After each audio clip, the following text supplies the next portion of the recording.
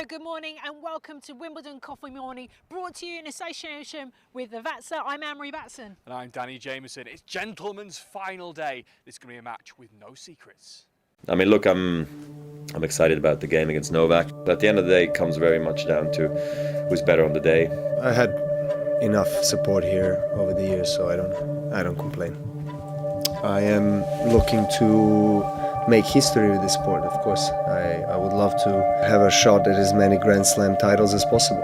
Next to that is the historic number one, which is not so far away.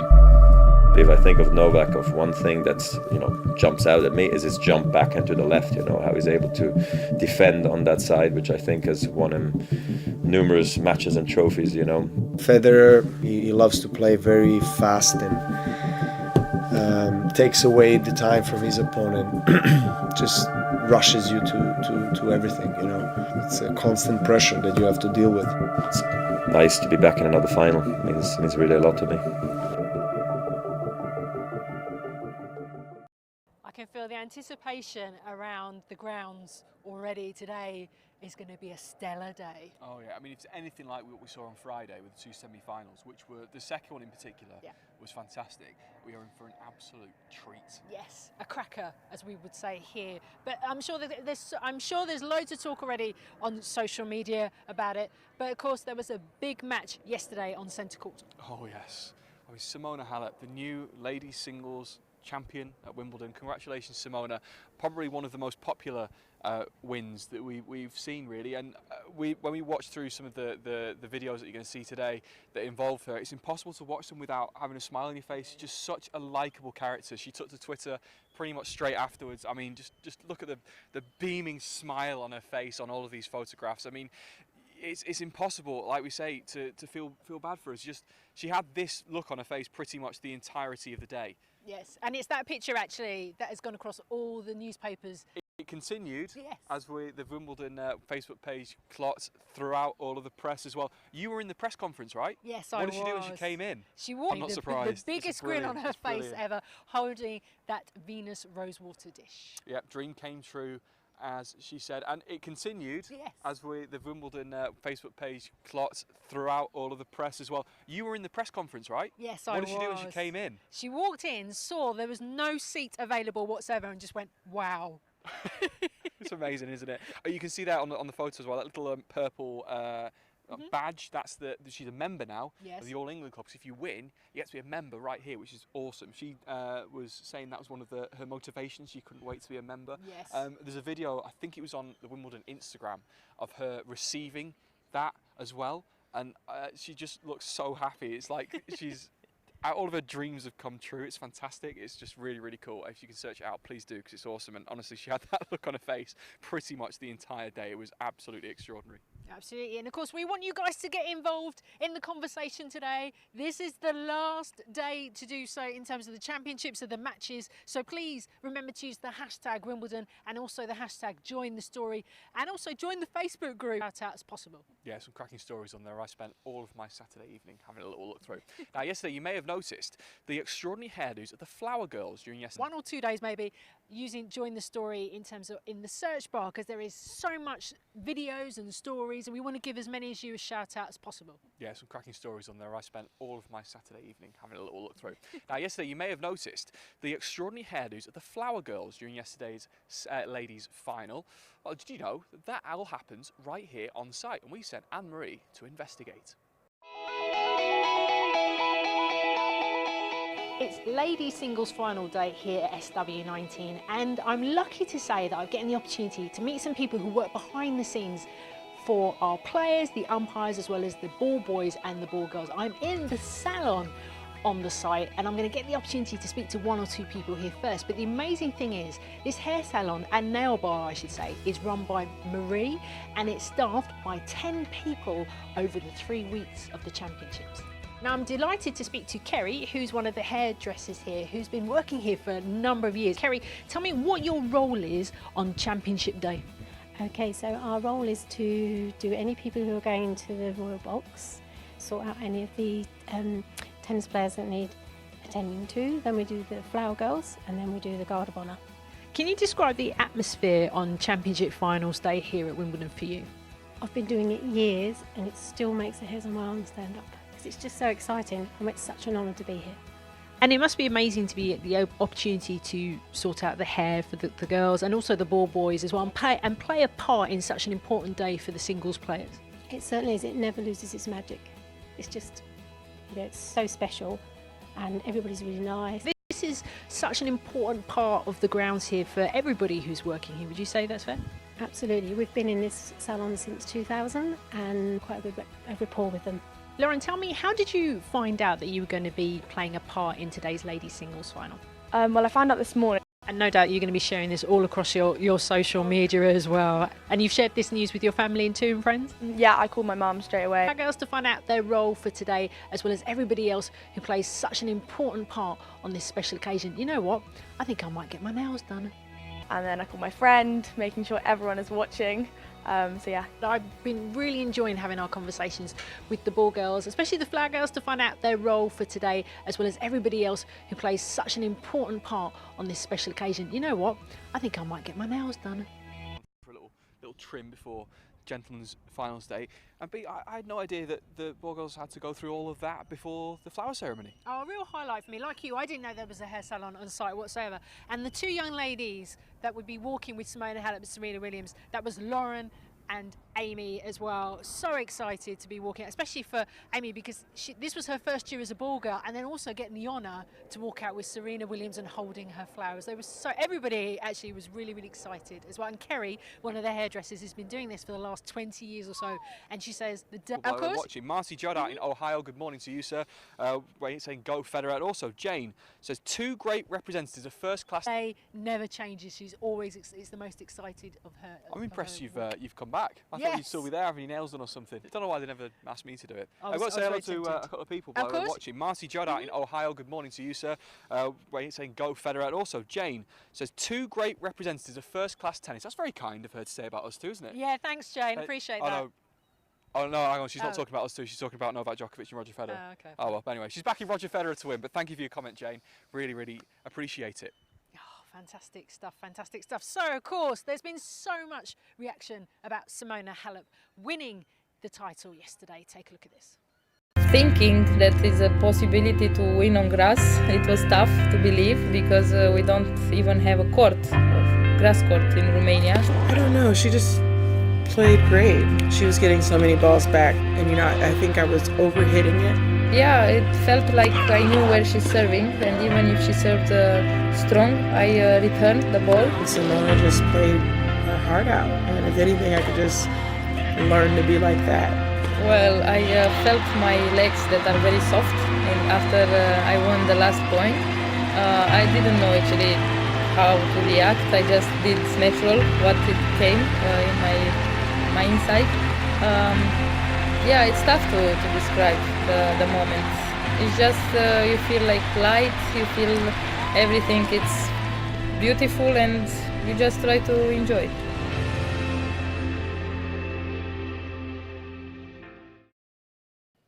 Just an incredibly popular winner, I think, around these parts. I mean, I watched it on the hill.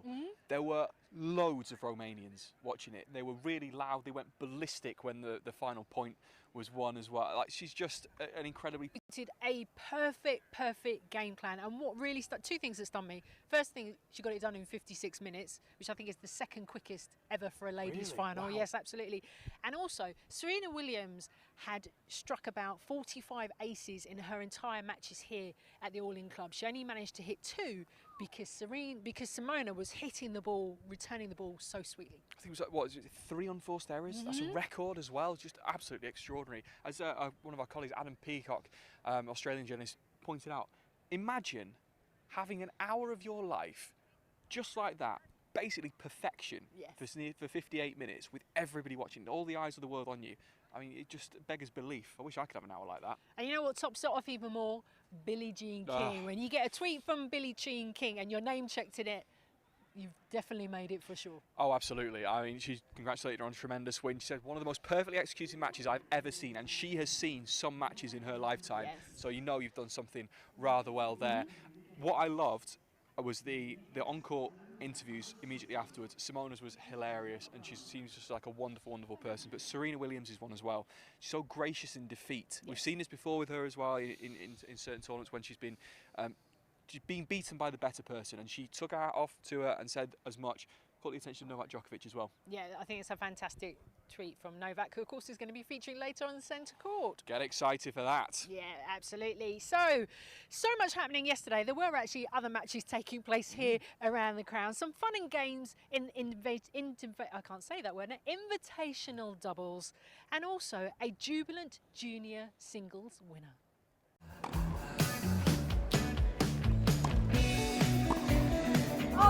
Game. Clement, Roger.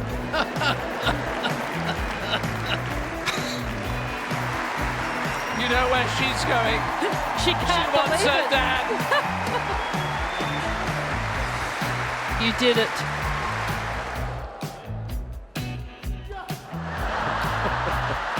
You try doing that. You try doing that. So you do that, and then you do that. How does your arm not come out of your socket?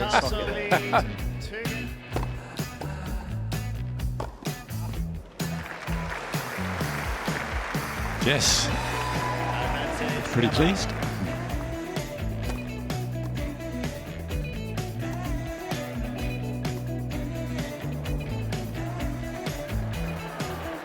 Ah, yes, what a good idea.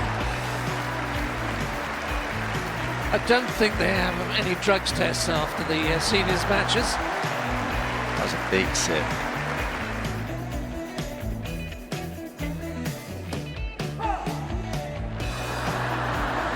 Oh, you try doing that. You try that. Fantastic. Bit curiosity in your heart out. You mentioned in your press conference you were hoping that the Duchess of Cambridge would be here today. She's there along with the Duchess of Sussex as well. And you talked about the membership, but you will also get to see your name up on the honours board, and then you'll go to the royal box and you'll probably meet me. That's amazing. I didn't know that, so it's even more special now.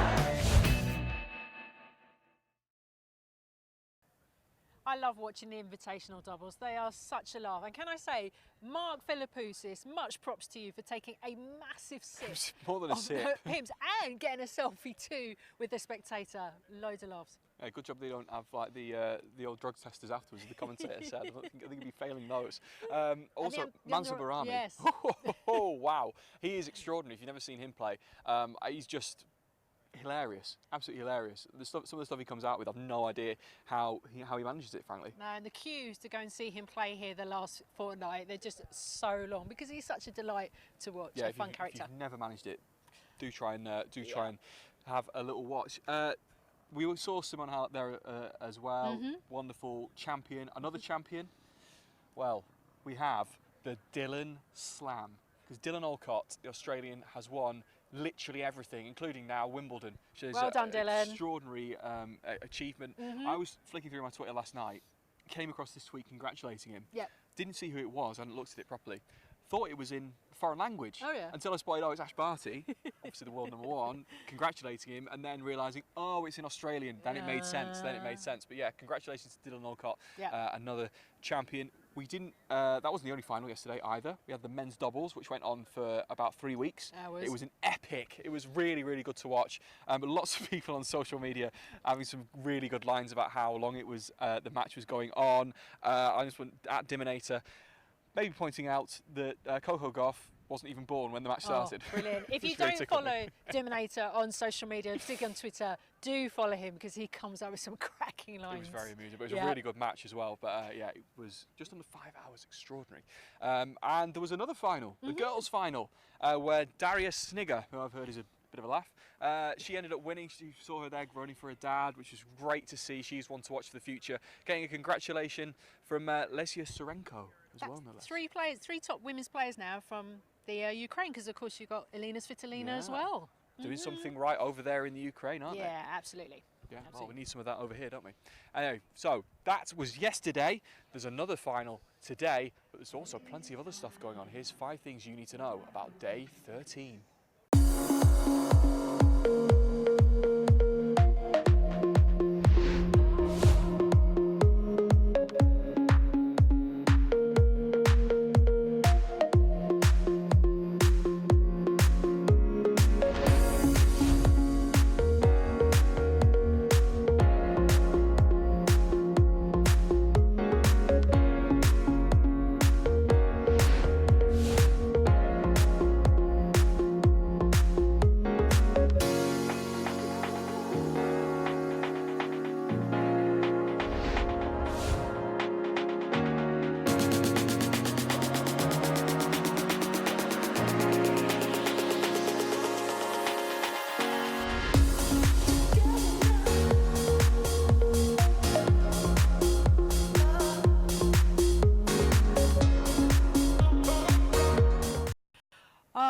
yesterday was, I think I'm still trying to take it all in what took place yesterday. I think we were all stunned at the result, but you know, congratulations to Simona Halep on her win. I feel like you and Simona have a special bond, Anne-Marie. So, yeah. Right? Were you proud of her winning that title? I am. I still am. I'm so happy for her. Oh, it's incredible. And actually, I spoke with her coach, Daniel Dobre, after the win. He was so emotional. It was great to see all the emotion from the Halep camp.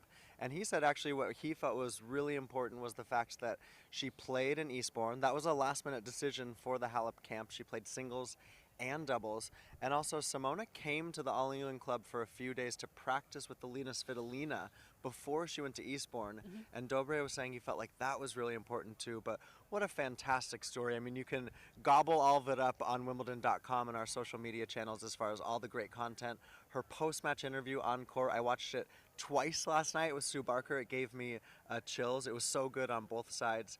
And, you know, if you're not a Simona Halep fan, if you weren't a Simona Halep fan before, we really hope you are now. Yeah, but it's all about the men's final today.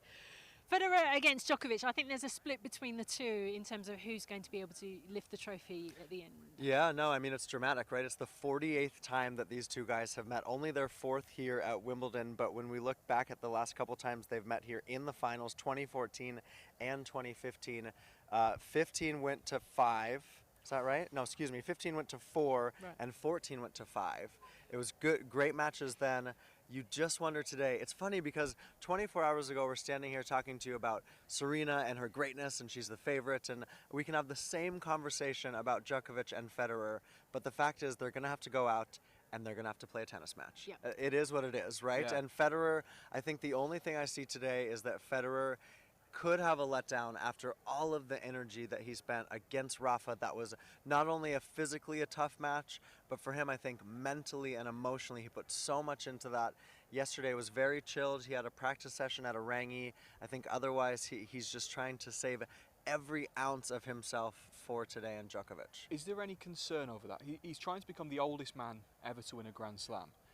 On Friday, did he maybe look a little fatigued at times? Are you concerned that if this goes the distance, that maybe reduces the chances of him winning? Does he need to win it quickly? I'm not concerned from ready play, but you do get concerned if you get deep into a fourth and say he's up 2-1 and Djokovic forces a fifth. I think the first set is super important for Roger today. I don't think it really matters for Novak, because Ian Chadband wrote in today's program that Djokovic has actually covered more than 3 kilometers more than Federer this tournament on foot, but that doesn't matter because Novak just, you know, he is the one that covers the court so well. He's happy to run all day. He's a road runner. And so, yeah, Danny, your point is well taken in the sense that Roger has got to make sure that he plays. I felt like what won him the match against Rafa is that he was playing on his terms. He was being aggressive. He served well. He got to net 33 times. Wow. That backhand, he wasn't just slicing the backhand, which is a great play from him, but he was coming over the ball a lot, which I think was great. He was forcing Nadal into awkward situations. He's going to have to do the same with Djokovic today. If you look at the stats across the two players, virtually their first serves in, the percentages are virtually the same, and the number of aces are the same. So where are the weaknesses going to be for both of the players? Ooh, gosh, you know, where are the weaknesses? Federer, it can be the backhand sometimes. I think then, you know, as the match goes longer, then he is less favored. You would favor Djokovic there. I definitely think that Djokovic, he's known as one of the best returners in the game. I'm confounded here. What are their weaknesses? I think mentally that when you look at it, the last 4 times they've played, this dates back to 2015, Djokovic has won. And even though it's Roger in his pocket, he's on speed dial. When he wants to call him, he can ring him up and say, "I'm going to beat you, buddy." And that, I think, is the weakness too overall. Djokovic leading this head-to-head, which is insane that they've met 47 times. The fact of the matter is that Djokovic has Roger in his pocket. He's on speed dial. When he wants to call him, he can ring him up and say, "I'm going to beat you, buddy." And that, I think, is the weakness for Roger today. And that's why he's saving all of the energy for today. Djokovic on his side, he can get a little moody, right? The old-timey Nole can come out sometimes in matches. And so if Roger is playing on his terms, playing aggressive, getting that first serve in, attacking the ball, being aggressive, then you'd think he can start pick that weakness off, because Djokovic doesn't have that one big weapon, the one weapon he can go to. For Roger, it's the serve and the forehand. Djokovic does everything well. and that's what's made him so great, but he doesn't do one thing great. Yeah. He's just brilliant at everything. Yes. I wish I was like that. I wish that was my weakness. Same. The crowd here is going to be very interesting, I think, because Roger Federer is obviously so beloved. Yes. We saw in the semi-final Novak maybe get a little bit frustrated with some of the crowd being against him. Is that going to be a big factor, you think, today? I think so, but I also think that Novak has faced that, you know, in plenty of situations before. I remember the 2015 U.S. Open final, and I was there, Serbian fans who were there cheering on Djokovic, but the whole place, it was a Davis Cup tie essentially in the home favor of Switzerland, courtside for USA Today when I was a writer for them. And the entire place, Arthur Ashe Stadium, I think you had a handful of true Serbian fans who were there cheering on Djokovic. But the whole place, it was a Davis Cup tie essentially in the home favor of Switzerland. You Novak fans out there, it's so tough because Roger is so beloved. Wherever he goes, he is the guy that people just love to watch. It was crazy. So, you know, does that play a factor, Danny? Honestly, I don't think so. I think Novak actually feeds off of it a little bit. And you know, for all of you Novak fans out there, it's so tough because Roger is so beloved. Wherever he goes, he is the guy that people just love to watch Roger's side. But I think that's only going to drive the drama. We've been asked, by the way, why we're not eating the cakes this morning. Listen, you guys, I've been eating as much as possible this whole show. I know, and lemon drizzle's one of my favourites as well. It's very hard to eat, but I will have a slice at the end of the show, probably with a cup of tea. I might watch. The hill will be full. They'll be pro Federer, even against Nadal, who's beloved as well. It was a Federer fan base. And so, yes, the crowd's going to be on Roger's side, but I think that's only going to drive the drama. We've been asked, by the way, why we're not eating the cakes this morning. Listen, you guys, I've been eating as much as possible this whole show. I know, and lemon drizzle's one of my favourites as well. It's very hard to eat, but I will have a slice at the end of the show, probably with a cup of tea. I might to warm up, because it's been slightly chilly this morning. We've got Billie Jean King here, so I might eat her. You Is that feel okay? free. We're friends. Yeah, of course. So she wouldn't mind. I mean, the Hills actually show so far have been that people getting their picks. It is pretty much 50-50 between the two of them. Is it going to be that tight? We should probably say this morning has been a little wet in the United Kingdom, but yet still lots of people coming and watching on the Hill. All of the comments on the show so far have been that people getting their picks. It is pretty much 50-50 between the two of them. Is it going to be that tight? It's going to be like a bit of a coin flip? I love when you guys put me on the spot like this. I don't know. I don't know the everything. answer. Is it one of those matches that Djokovic has come through? You know, he's only dropped 2 sets this tournament. He has been outstanding, the kind of tennis he played. Could be because the reason is because they're both playing such good tennis. Look at what Roger had to do to get to the final. Look at the way that Djokovic has come through.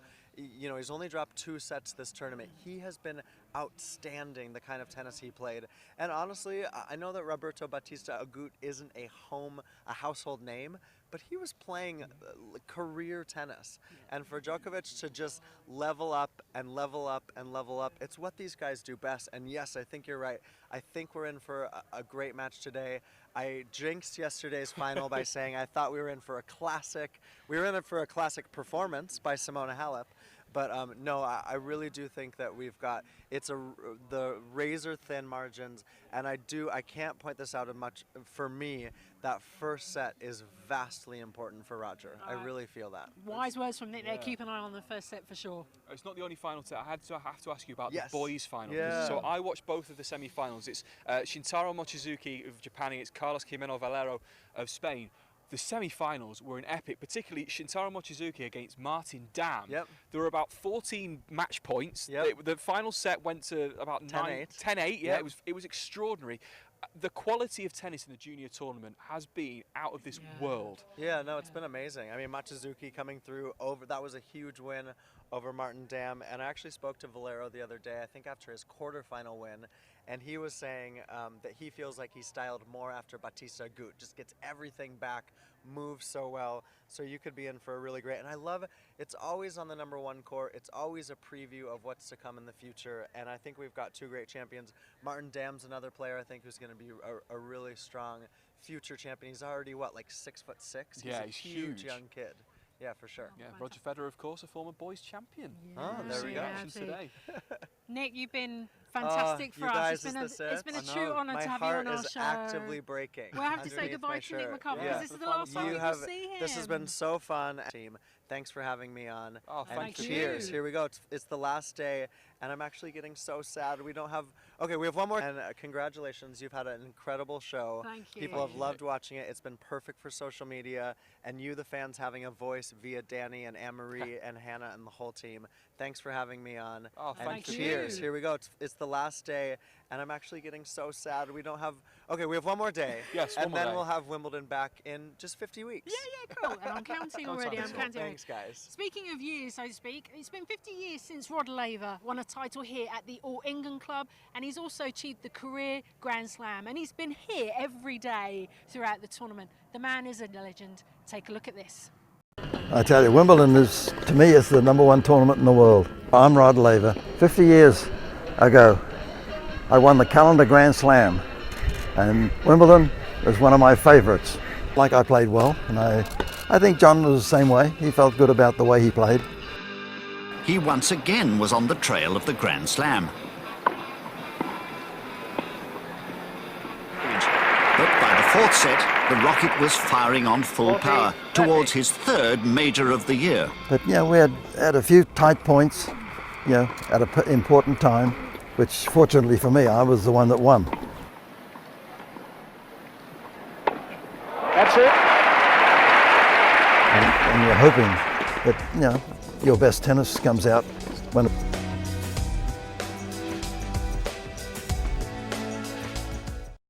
Rod Laver, what an absolute legend. It's really needed. Memories are, yeah, they can't take my memories away. Popular man around these parts. So speaking of popular men around these parts, Jamie Delgado's here, everybody. Jamie, thanks so much for coming up to the roof. How's the final day's been treating you so far?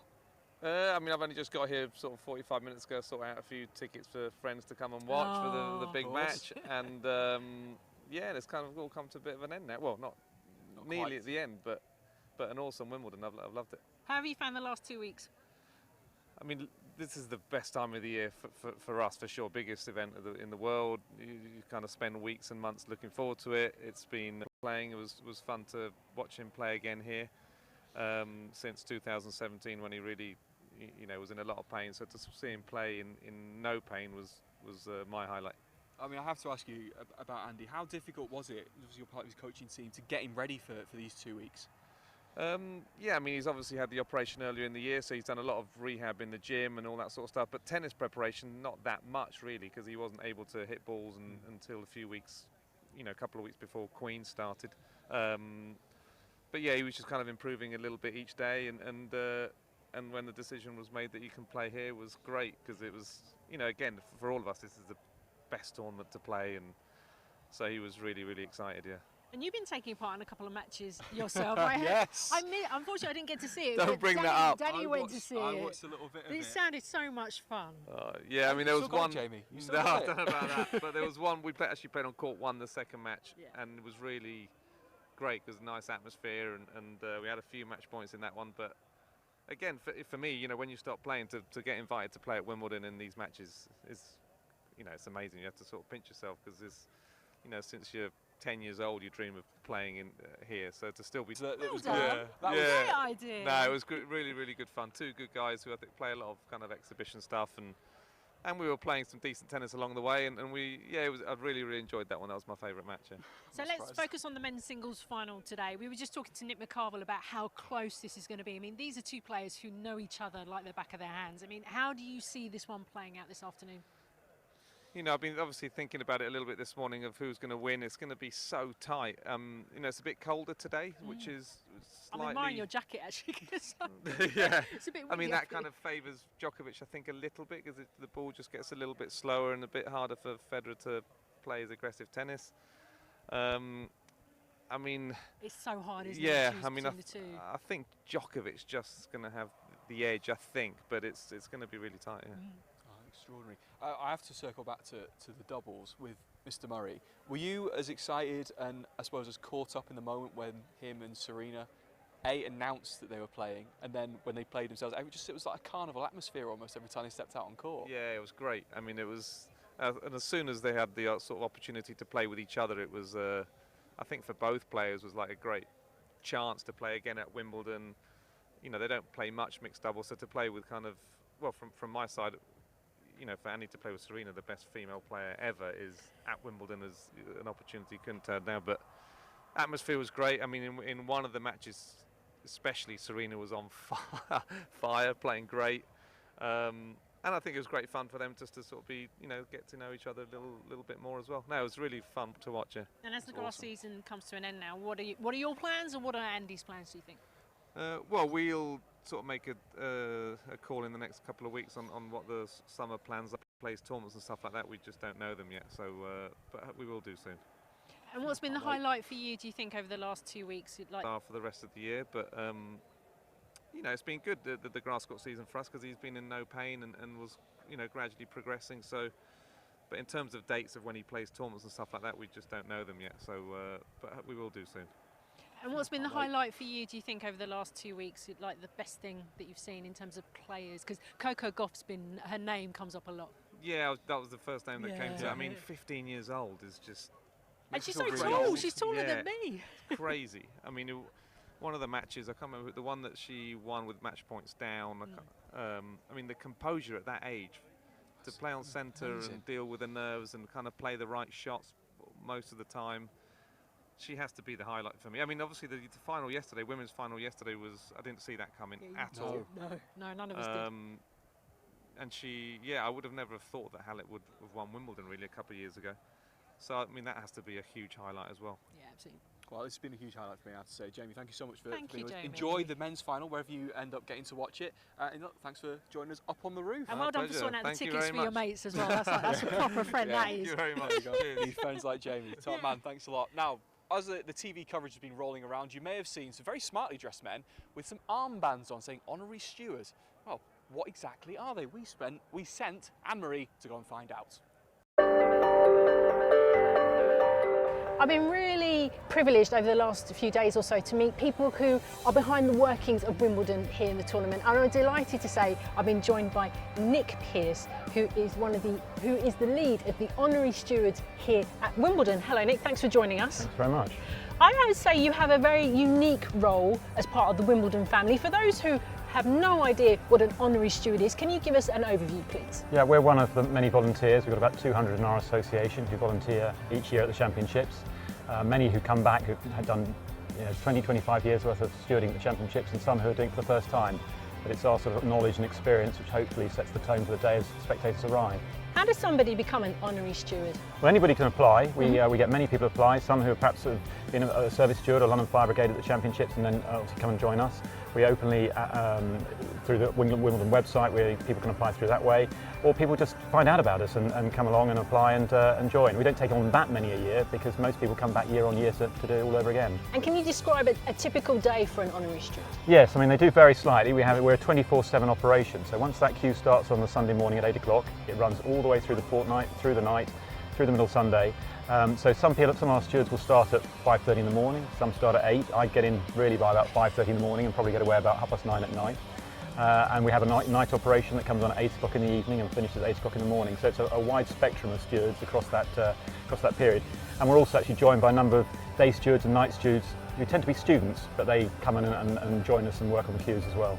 What is the thing you enjoy most as the head steward here at Wimbledon? I think it's leading a very experienced band of volunteers who love coming back year on year, love being involved and interacting with members of the public. We act all over the ground, so whether it's Wimbledon Station or Southfields, outside on the gates as the ticket holders arrive, and then around the courts, particularly here we're standing at court 18. It's an unreserved court. It's been very busy all the championships. It has been extremely busy. And our stewards are determined to get as many people sitting on seats as they can. So it's a varied role. The one thing that we've been asking members of the public when they come to the tournament is, what is the one thing that makes coming to Wimbledon such a British experience in your years of service, so to speak?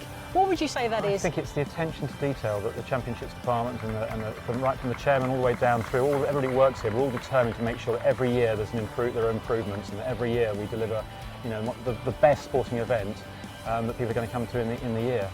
Thanks for talking to us, Nick. Enjoy the rest of the tournament. Thanks very much.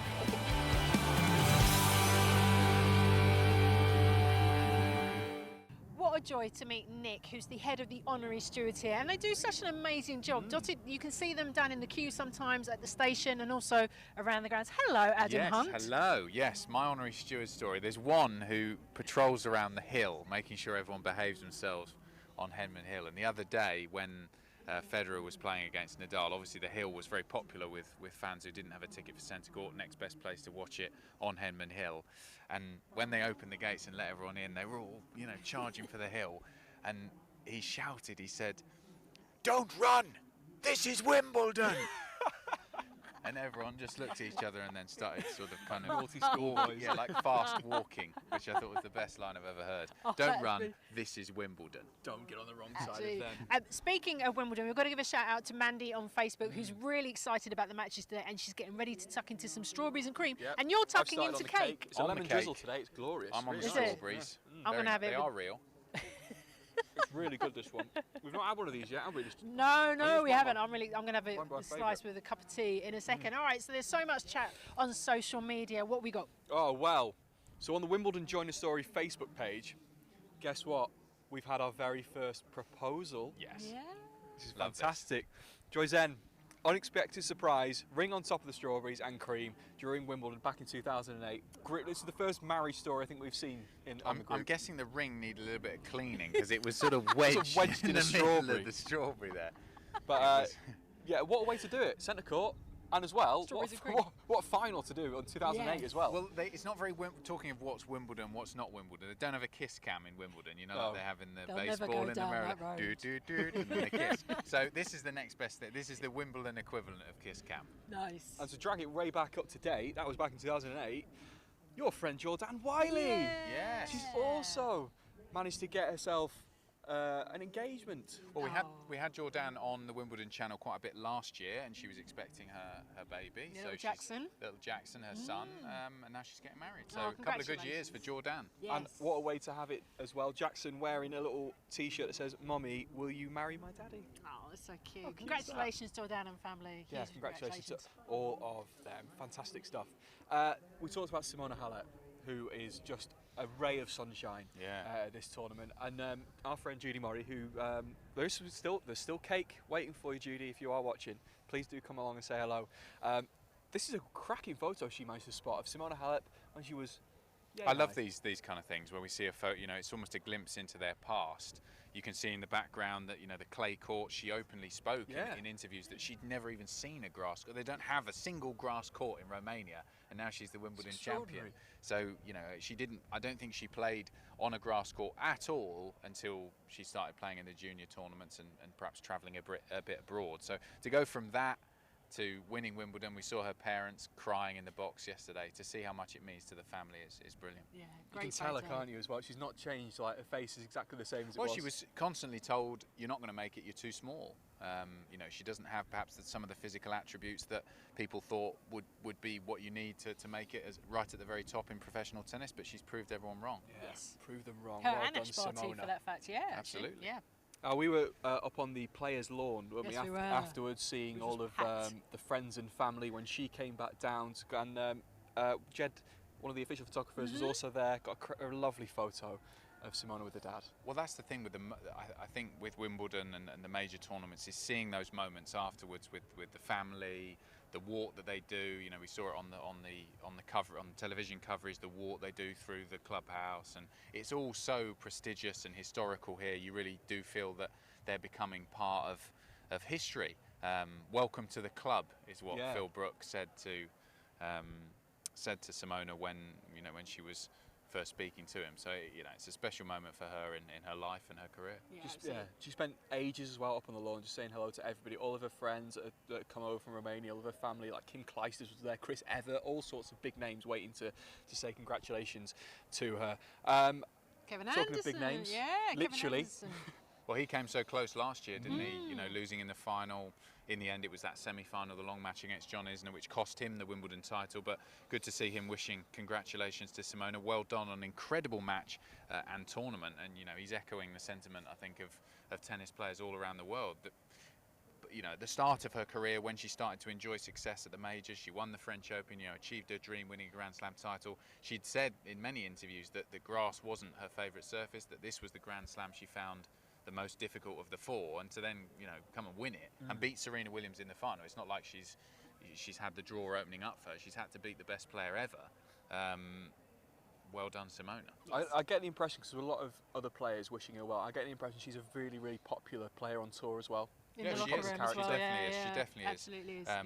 And she's quite true to her roots. That's the other thing. She's born in Romania and she lives in Romania. Yes. You know, you see so many players, you know, wherever they've come from, they tend to base themselves abroad for training and all of these other things. But she still lives in Constanta in Romania, and she is set for a hero's welcome when she flies back tomorrow. How about Conchita Martinez, who's been involved in the invitational doubles as well? We had one of these the other day, the afternoon teas. Quite she the managed to find one as well. Quite the English afternoon tea there. It's not bad, nice is little it? spread. Those scones, I recognise that we had them on. This is literally the afternoon tea that we had. It's the same thing. Conchita enjoying it as much as we did. I can thoroughly recommend having had a couple of those scones. And also, we have to say, we mentioned him earlier, Dylan Alcott was the Dylan Slam winner, so he holds literally everything. And great picture of him and all of his fans there with a trophy. He's such a character. Such a character, and causing a bit of stir on social media. The winner's speach after that match, if you haven't seen it, watch it. It's brilliant. No one quite does it like him. He is a real star in Australia. We were chatting to Laura Robson yesterday, who spent obviously a lot of time down there, and he is a superstar. He's on billboards, he's sponsored by the big companies. You know, they really want to be associated with disability sport, and he is a real shining light for that. And his speech afterwards showed just what a character he is. I think he said he was looking forward to, he was wondering when his membership's going to come through to the All England Club. It'll be me and Rog, I think he said. So it's well worth a look. It's what everybody wants, isn't it? Because Simona was talking about that as well, getting involved in the membership. Why not? It is the most prestigious tennis club in the world. If you can be a member, then good luck to you. Something for us to aim for next year. Absolutely. Adam, thank you ever so much for coming on. We've thoroughly enjoyed thanks for having me on. Oh, it's been brilliant fun. It's been brilliant fun. Adam Hunt, where can people find you later? Wimbledon channel. We're on same time, same place, building up to what should be a brilliant match, Federer against Djokovic. I think most people are siding with Djokovic, just given how good he's been recently, but you never write off Roger Federer. Not at all, not Wise at all. words. Not, indeed. And that is it from us on Coffee Morning this morning, where two titans will be facing off later on Centre Court. I'm not going to call it, you're not going to call it. I'm sure we will chat about it tomorrow. So join us from 10:15 tomorrow morning to find out how this is all going to play out.